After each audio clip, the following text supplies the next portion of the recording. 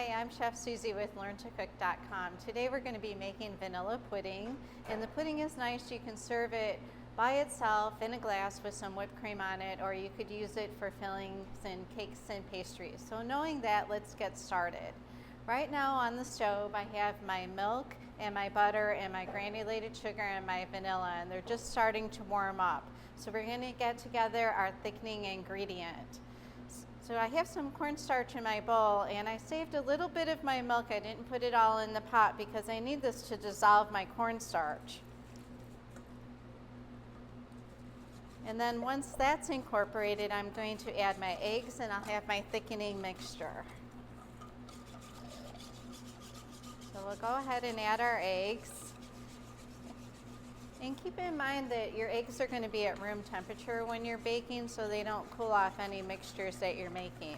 So take them out ahead of time so they kind of warm up a little bit, and you'll see the difference in your products.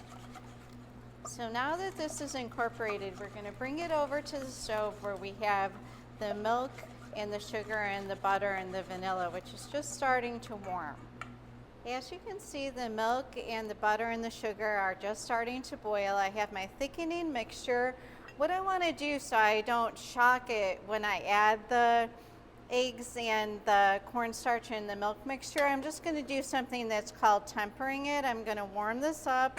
And what this is doing is it's bringing this thickening mixture to a little warmer temperature, so it's a little closer to the temperature of the milk and butter in the pot.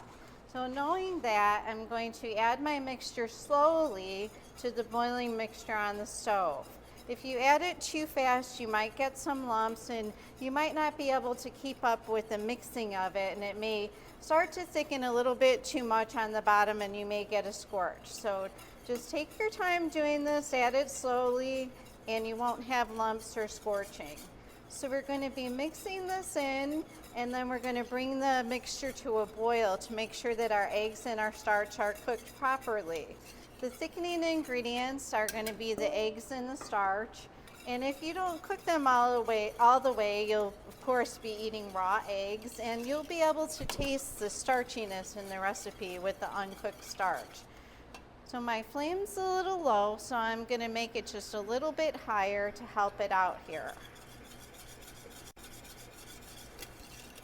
So it's starting to boil, and it's getting thicker, as you can see. It's going to become a nice pudding consistency. And then it'll be ready after it cools off to fill our cakes, or just eat it on its own in a glass with some whipped cream. So knowing that, now that it's nice and thick, I'm going to turn it out into a bowl and refrigerate it so it can cool off.